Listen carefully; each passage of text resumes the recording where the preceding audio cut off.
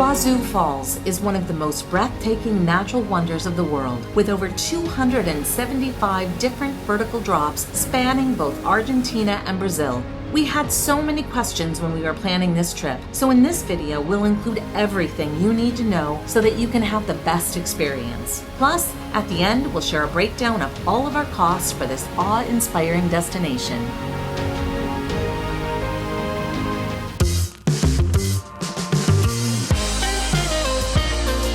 I'm Judy. And I'm Kevin. Welcome back to Finding Gina Marie, where we share our lives as full-time travelers and the connections we make along the way.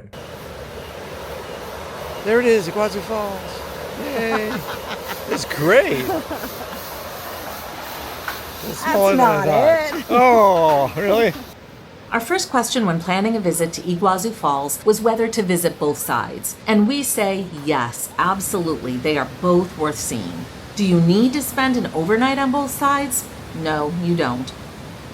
We flew from Buenos Aires into Argentina's IGR airport and booked accommodations using Booking.com in Puerto Iguazu for 3 nights. That amount of time worked out well for us, but of course you could do it faster if you wanted. We arrived on Monday evening, departed for the Argentina side of the falls the next morning, visited the Brazil side on day 3, and departed Argentina in the morning on day 4. Doing it this way, we didn't feel rushed.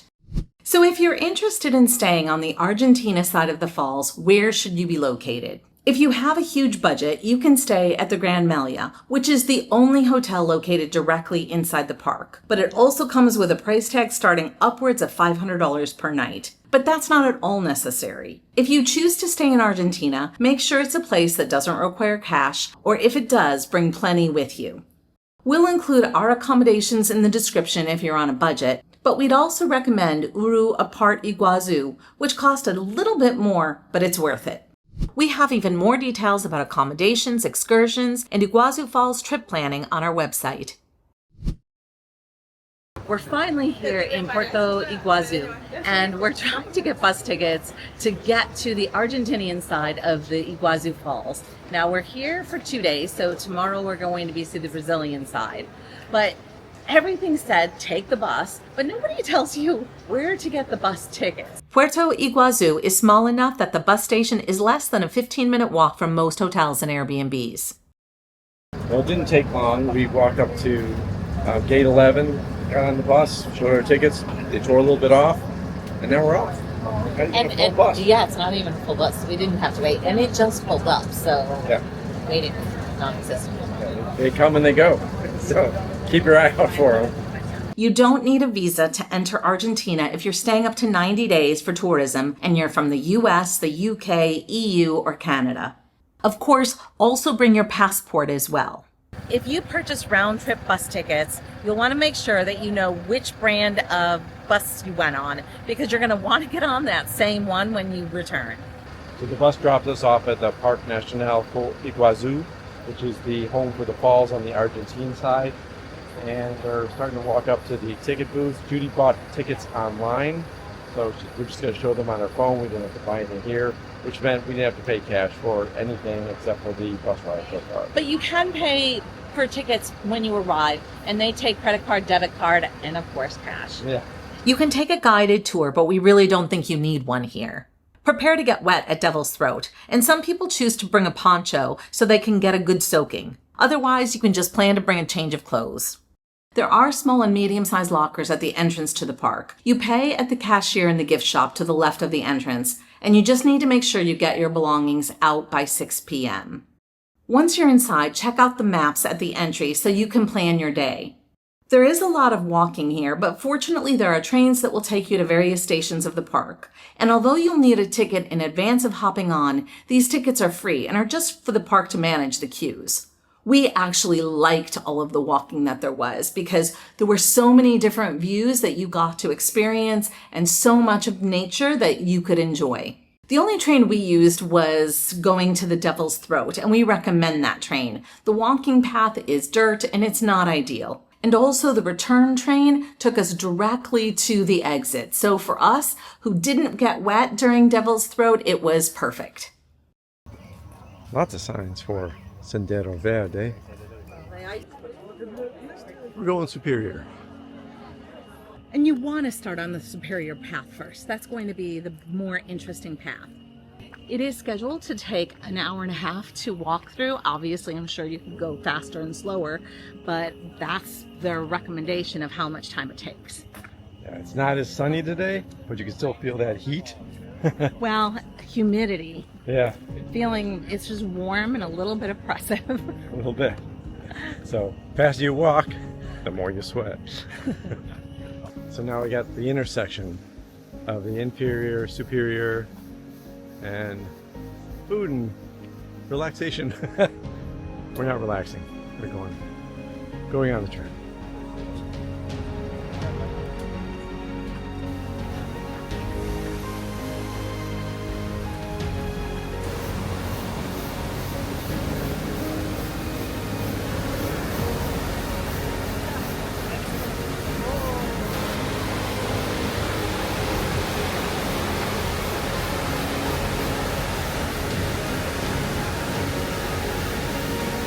So yeah, even from this distance, not even close yet, but it looks massive. Like yeah, Niagara Falls is tiny, tiny, tiny compared to this. I can't believe it. Well, there's all of these individual waterfalls, and it's kind of cool to see all of them stacked up together. Yeah, they just stretch on and on and on down the side. Amazing. We're just starting. There's definitely crowds here at the end of this particular part of the trail, all trying to get the perfect shot.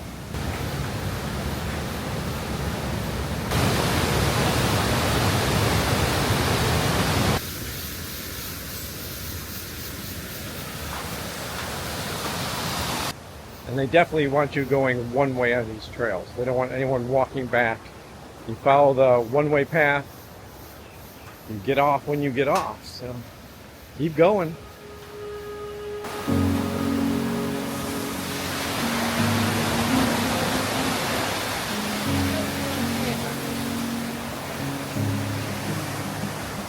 So when you're looking at the waterfall from this side, this is Salto Adón. This one looks fairly unimpressive, but you're not seeing the water dropping these huge distances. And that's where all the drama is. That's where all the mist comes from and the noise. It looks kind of quiet here. I wouldn't want to be riding in a tube going across this thing though.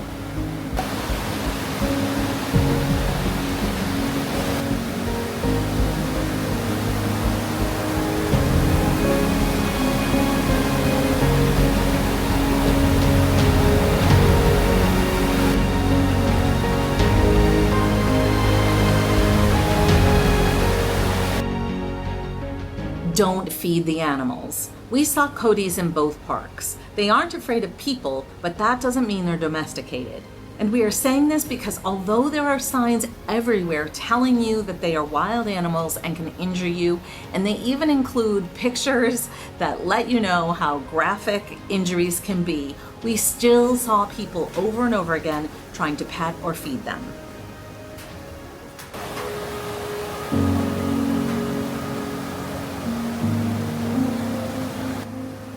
Salto San Martin. It's walking so bad because you're breaking it up with all these stops at every salto. Except if it's an hour 20 or 2 hours, then it really is longer if you're stopping. Sure. Fair point. But I don't feel like we've been walking this whole way just to get to a destination. Right. We get to see waterfall after waterfall. Now we're behind them all. If you look over here, that's the face we were looking at from our first vantage point.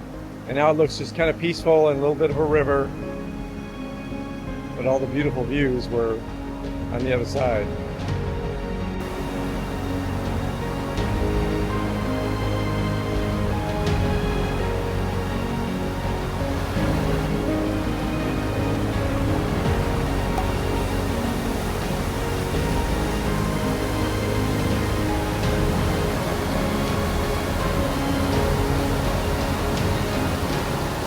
When we were looking a moment ago and we were commenting about how peaceful the water was, and it was hard to believe it was going to turn into something like this. Well, now that we're here at this is kind of what I'm expecting. Yeah. When you're overlooking falls. You're expecting this rushing water and kind of creating vortexes and just really powerful. So get to Salto San Martin, look at this edge, and you'll see the drama of the water cresting over. Here's a tiny little plug for my Peak Design Yeah, cover for my iPhone. this makes Works me so great. happy that Judy has a loop, because I get very nervous when phones are hung over the edge of anything, especially a waterfall. And I have been known to be a little bit clumsy. Paseo Inferior. I think I would be a little sad that my name says that I'm less than. It's all perspective. We'll Lo- see. Yeah. Lower down, you get the pretty hitting of the water. So, suck on that, Superior.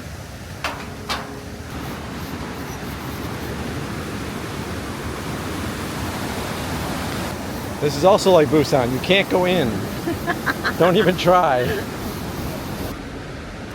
Stop and sniff. Stop and sniff. There's often a musty smell which comes from a crack in the rock face just over the rim where there's a roost of guano bats. An insectivorous species beneficial to man. Yes, eat the insects.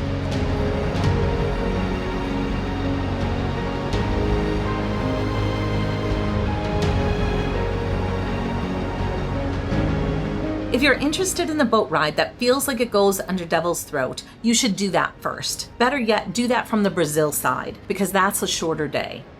So one of the things that's really been surprising me is how many beautiful places there are to stop and get pictures. I kind of thought, oh, the upper views were going to be the best. But here we are in the lower views, and we're getting some completely different experiences, and they're all equally cool.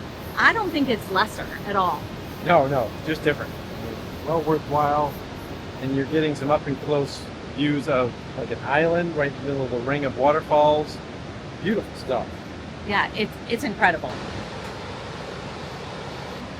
You can stop every few feet on these walking trails and get another angle, another beautiful view, more drama.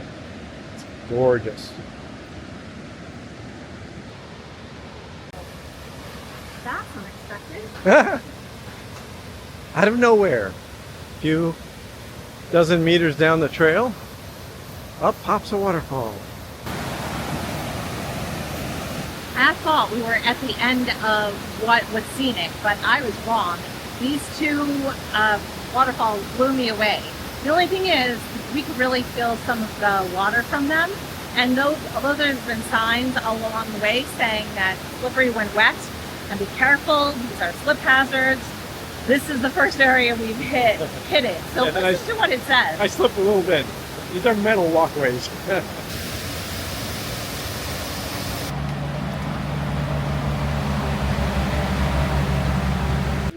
So we're heading to Devil's Throat. At the end, we had half an hour for the next train to show up, but that wasn't bad at all. Especially since we got some snacks and drinks while we waited.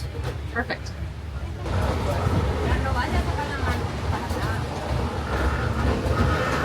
If you're interested in doing the boat tour that feels like you're going under the falls, do that as soon as you arrive.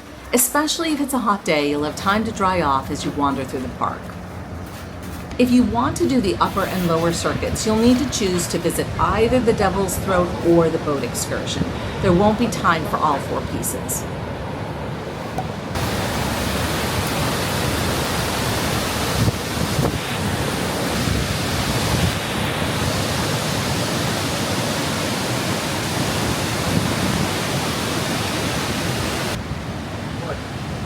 Getting a little wet? It is totally worth it.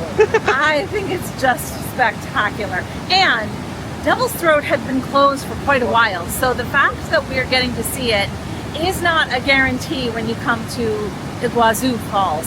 So this has been a pretty nice treat.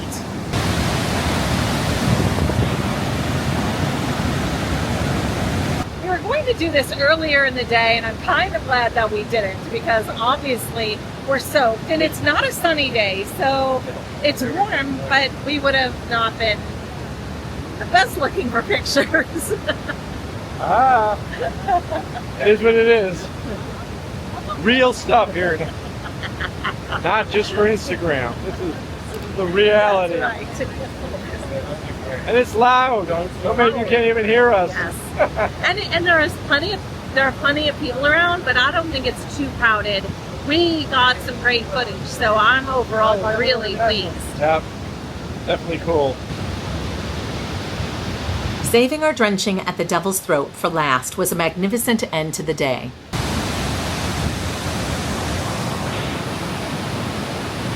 The train back from Devil's Throat dropped us off near the park entrance, where we walked to our bus and headed back to Puerto Iguazu for a splurge dinner of Argentine steak.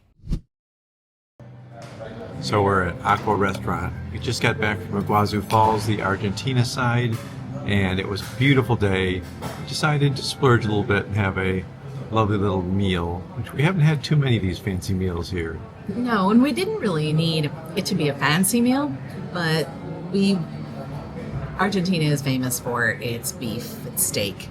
And the place that we went for a nice steak, the one steak that was a ribeye was excellent, but the other kind was inedible. So we decided to splurge. And I'm having some filet and roasted potatoes and carrots and green beans. And this has a Dijon sauce, and it looks like it's cooked perfectly.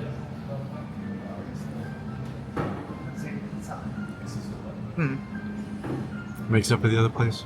Really tasty. But it's a lot. Yeah. I could have one of these medallions and be stuffed. So we may be taking leftovers home. Doesn't sound too bad.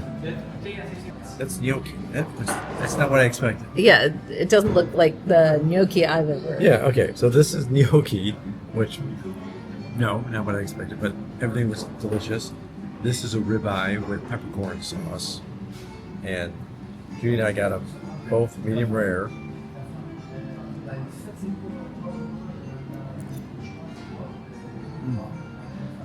Yeah.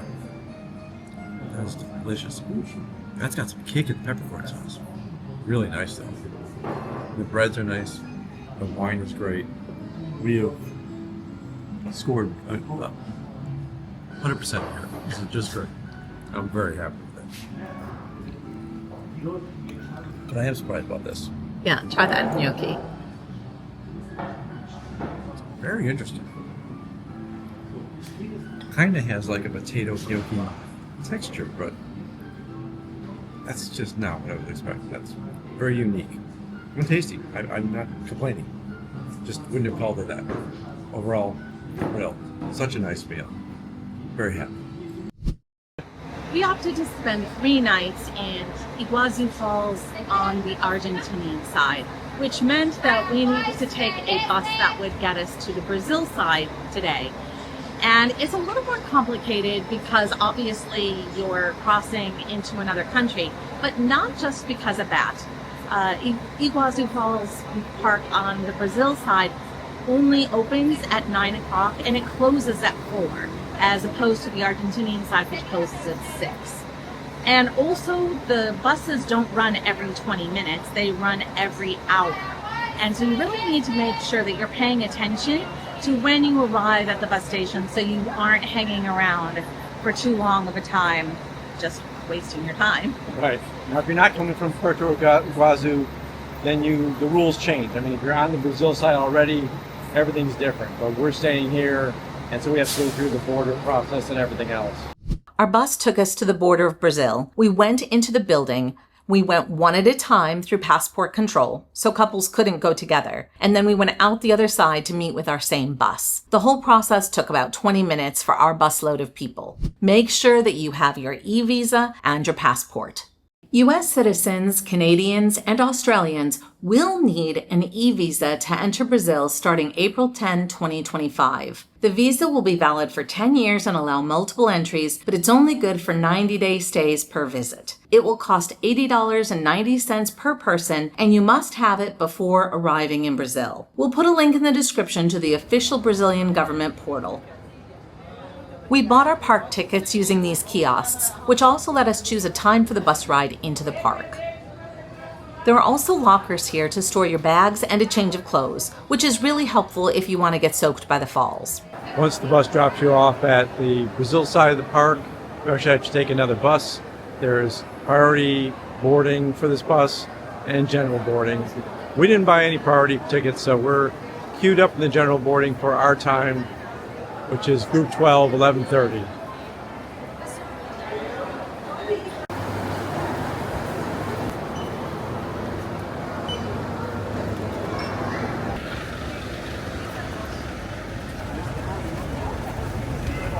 And designated by UNESCO as a Natural World Heritage Site. You are entering a specially protected natural area. Do not feed the animals. Do not smoke inside the park. In Brazil. We'll actually be here for real over Christmas.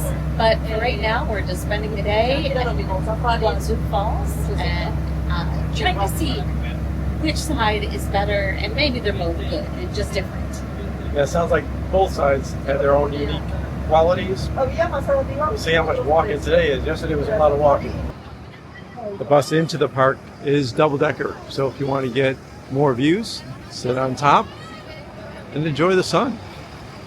To quickly recap, after arriving at the park entrance, the free park bus then takes you to the main trail. Unlike the Argentina side, there's only one trail, and it's much shorter, so you don't need as much time for the Brazil side. What you'll notice is that you have a more panoramic view of the falls from the Brazil side.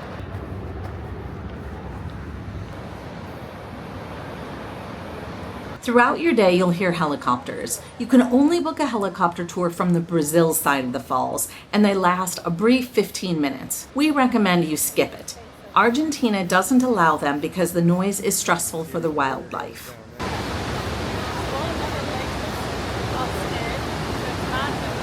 The trail takes you to various lookout points, but it's also more crowded because everyone is walking the same path.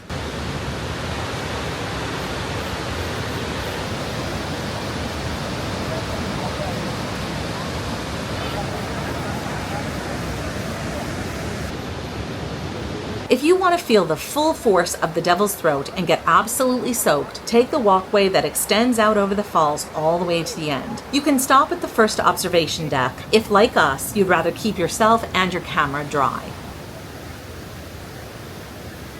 Hold on to your devices. You aren't going to get them back if you drop your phone or camera.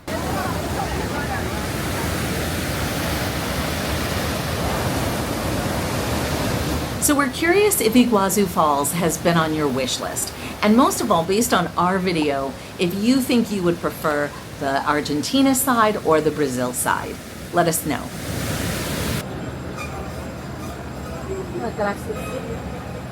So I got an acai, which somebody had said was really good here. So I guess I'm going to try it. It's a really hot day and very humid.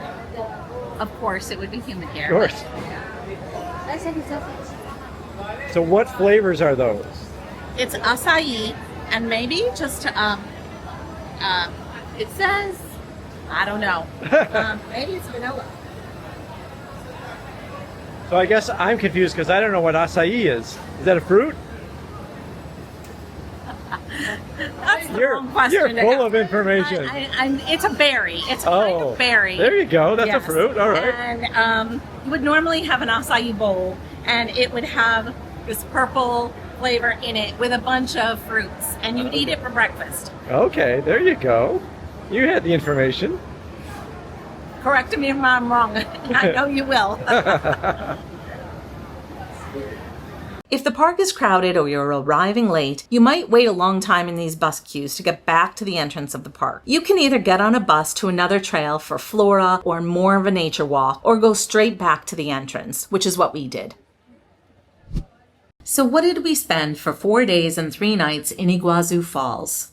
Round-trip airfare from Buenos Aires was $501.14 for both of us, for a total of $250.57 per person. Our car transfer that we originally booked to take us to our accommodations in Brazil was non-refundable, but the vendor was willing to reroute and take us to our Argentina accommodations. The cost of that service was $60 or $30 per person. A taxi back to the airport from our accommodations cost us $26 or $13 per person. Our accommodations cost us $178.50 or $59.50 per night. However, we needed to pay cash, and getting money from an ATM required multiple visits with fees totaling nearly $60. That raised the cost to $237.72 or $79.24 per night and $39.62 per person per day. Dining out and groceries, which were primarily bottled water and snacks at the falls, cost us $269.92 or $89.97 per day, which breaks down to be $44.99 per person per day. Now that includes a steak dinner at Aqua Restaurant, which was a splurge meal but well worth it for $93.64 total. Bus tickets to the Argentina side were $11 per person, and entry tickets cost $27.29 per person. Bus tickets to the Brazil side of the falls were $12 a piece, and entry tickets cost $22.41 per person. The total for our Iguazu Falls excursion to both sides of the falls is $1,240.78, or $620.39 per person, which breaks down to $206.80 per person per day.